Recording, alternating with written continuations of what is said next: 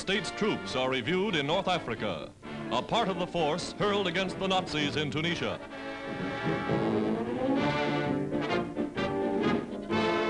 From the American Commander-in-Chief, Eisenhower, promotion for General Clark, his second in command. General Clark's secret pre-invasion mission to Africa helped smooth the way for the United Nations. General Eisenhower boarding a plane for the front. America's famous General Doolittle, the man who led the raids on Tokyo, is here commanding the Air Force. A battered bastion of the desert is now under American guard. The Stars and Stripes flying over North Africa.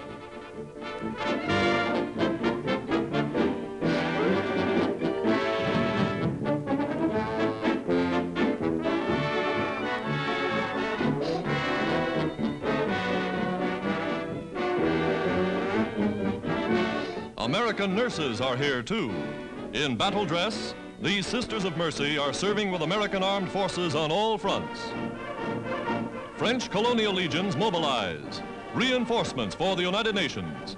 A typical Senegalese warrior seems only too happy that days of collaboration with the Nazis are over. Dramatic scenes of the renewal of active Franco-American friendship. United States troops form a guard of honor to salute their new brothers in arms.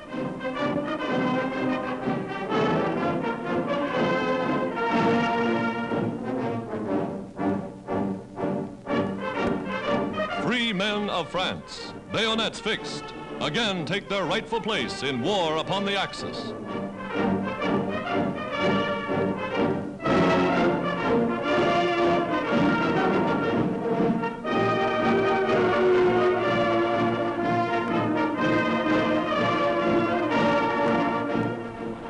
At a Washington, D.C. airport, a giant transport brings evidence of the new Franco-American understanding. A French military commission, headed by General Émile Betoir, comes to seek supplies for French forces fighting in North Africa. Jacques de Bouville is General Giraud's civilian representative. General Betoir, veteran of 2 wars, will advise the United States Army on the types of equipment French troops are trained to use. General McNerney, deputy to the United States Chief of Staff, personally escorts the distinguished military party to the capital. A new day dawns for the fighting French and fighting France.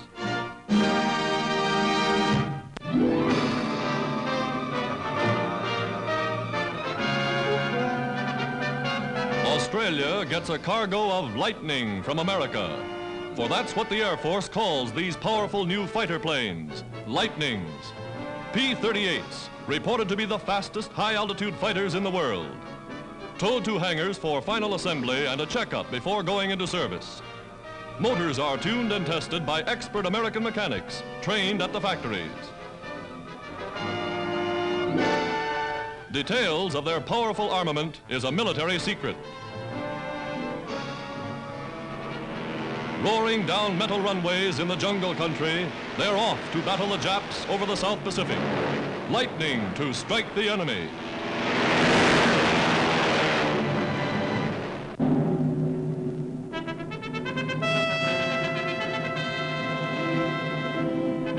Battered Benghazi, for the 3rd time in British hands, falls before Montgomery's ever-rolling 8th Army.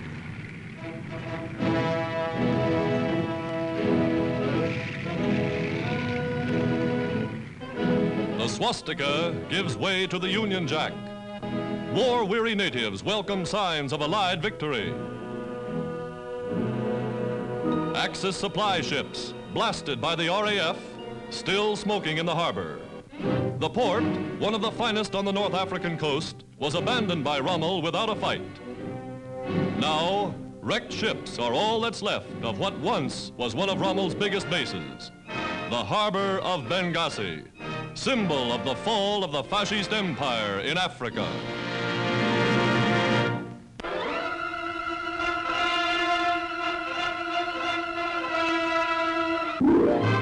Somewhere in the South Pacific, a United States battle force steams upon its mission. Destroyers and giant warships forming a protective screen around the aircraft carrier as the squadron makes contact with a Japanese fleet. Aboard the carrier, pilots and crews assemble on the flight deck. All is in readiness.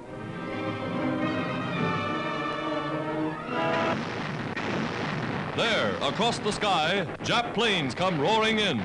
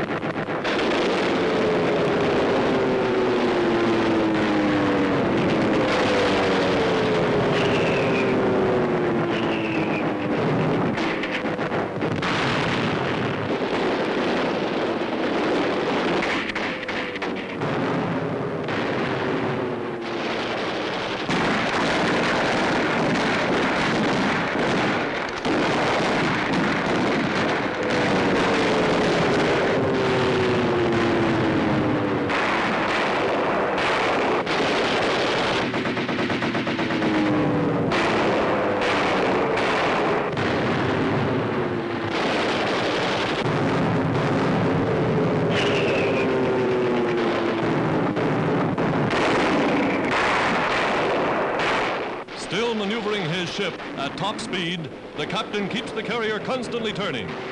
Spectacular scenes of a United States naval victory at sea. Yankee guns and Yankee pilots are too much for the Japs.